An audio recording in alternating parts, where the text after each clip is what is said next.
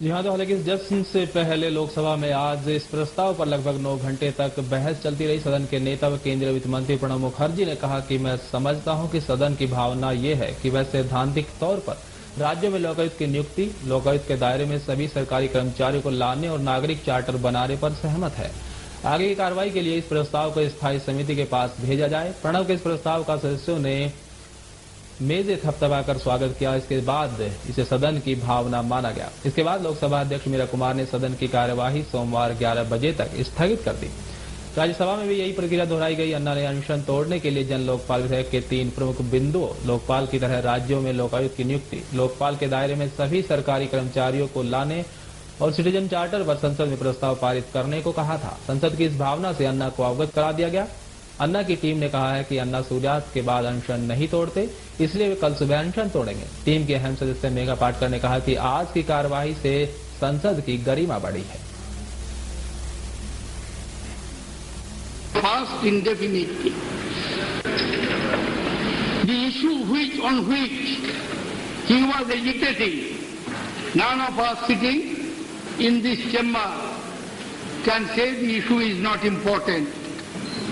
None of us can say issue is not to be addressed. None of us can condemn or criticize the person who is going to raise this issue and even in an old age taking the risk of endangering his life. In that background, in that context, you may call it we have bungled. I will accept it. But in that context, immediately Prime Minister decided. Prime Minister decided through his interlocutors to suggest to the representatives of Sri Anna Hazare that what can address his concern, what mechanism we could evolve.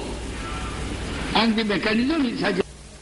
हालांकि राष्ट्रीय जनता दल के नेता लालू प्रसाद यादव ने team अन्ना की जमकर खिंचाई की। लोकसभा में बहस के दौरान उन्होंने लोकपाल को तो जरूरी बताया, लेकिन जिस तरह सरकार अन्ना हजारे के आंदोलन के आगे झुक गई है, उस पर सख्त आपत्ति जताई।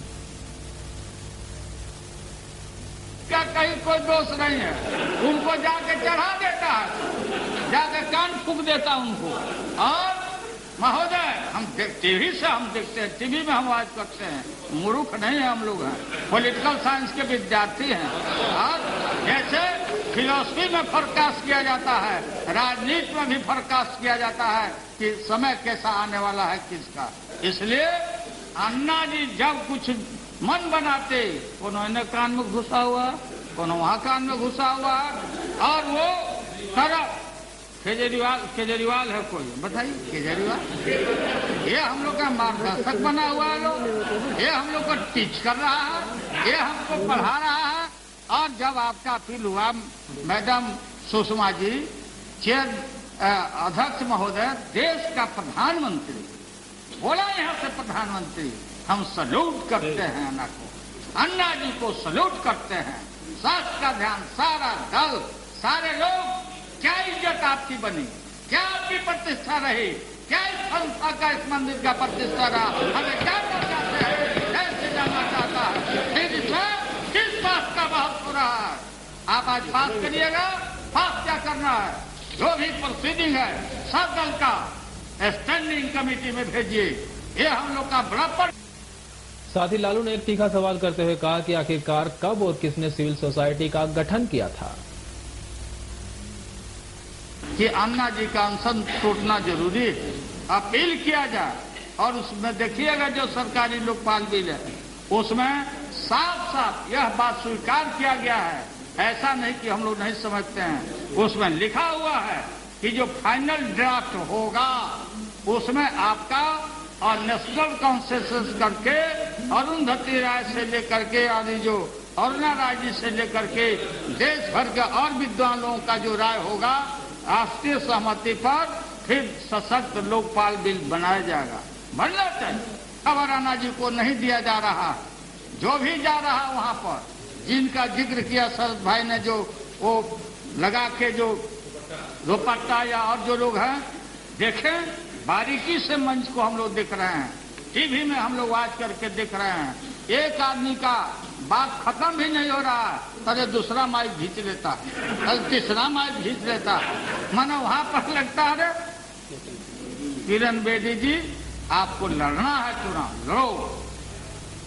कपिल सिब्बल के खिलाफ सशक्त कैंडिडेट है। इससे पहले अन्ना हजारे के आंदोलन को समर्थन दे रहे आमिर खान शनिवार को यहां मंच पर भी आए और अन्ना से अनशन तोड़ देने की अपील की। इसके साथ ही आमिर ने मंच पर आते ही पहले भाषण दिया और फिर गाना भी गाया। आमिर खान ने कहा कि वो भी एक मजबूत लोकपाल बिल चाहते हैं। आइए सुनते हैं कि आखिर क्या कुछ कहना था आमिर खान का।